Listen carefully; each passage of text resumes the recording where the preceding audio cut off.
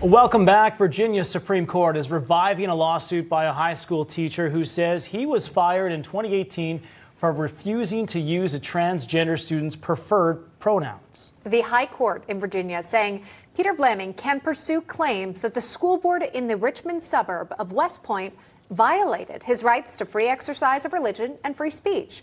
The school district superintendent and school board have not responded to request for comment.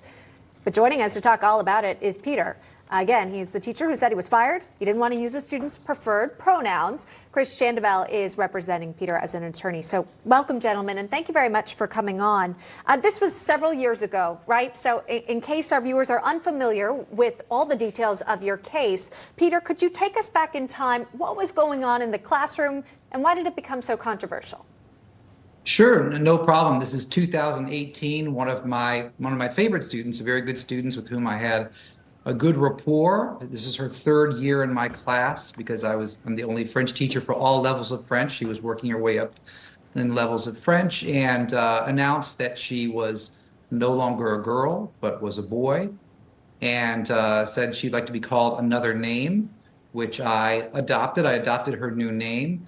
But when my school administration understood that I was using the new name, but I wasn't pronouncing masculine pronouns, now in class, I wasn't going out of my way to pronounce feminine pronouns. I was avoiding feminine pronouns from referring to her, but I wasn't pronouncing masculine pronouns. And when my administration found out, they wanted to make sure that I became a true believer and would start pronouncing masculine pronouns even when the student wasn't present or even when we were just between faculty members. And for me, that was totalitarianism, and it didn't line up with my worldview about who we are as men and women.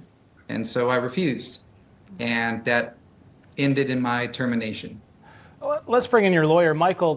The school board argued that Vlaming violated the school's anti-discrimination policy. The attorney who represented the school board and the school administration said, quote, "A public school employee is not at liberty to declare that he will not comply with a neutrality applicable policy that's part of his duties as a classroom teacher."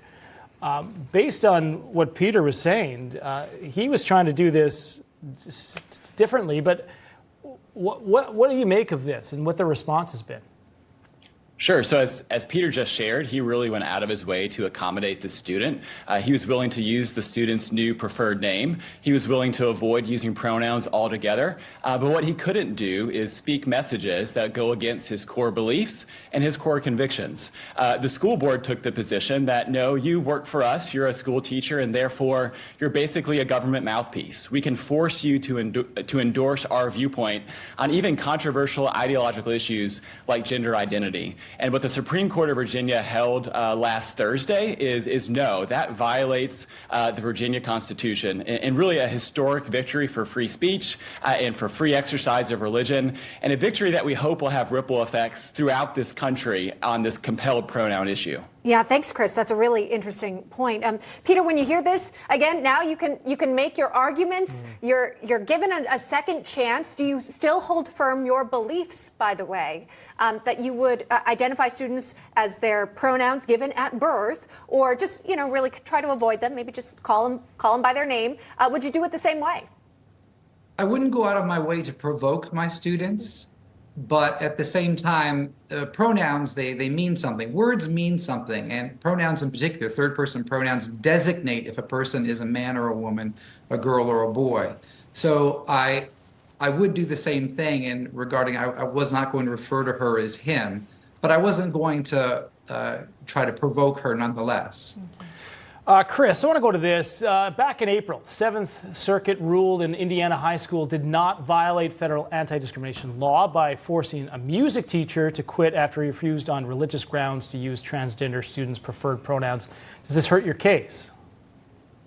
So that decision was by a single federal court of appeals that didn't affect the legal arguments we were making in our case because we brought this lawsuit under Virginia's Constitution. And what the Virginia Supreme Court said in our case is that, Virginia has a unique and historic history of protecting religious freedom. It's really the birthplace of religious freedom in this country. And for that reason, Virginia Supreme Court decided, our Constitution protects religious beliefs like Peter's across the board. And for that reason, we were able to secure this huge victory for him. And again, we're optimistic that, for example, the case that you mentioned, that's really going to be just a blip on the radar. And we're going to see this turning of the tide where teachers' rights are really going to start being affirmed once again. Yeah. And just saying from perspective of someone who's trying to deal with students in the classroom, it might be hard to keep track of what you're going by one day and the next. And again, just some consistency here. We know students are struggling in general when it comes to their academics and studies. Hopefully there's some clarity. Keep us posted on this lawsuit. We're very fascinated. Peter Vlaming and Chris Shandeville, thank you very much for coming on. Thank you. Thank you all. Thank you. Take care.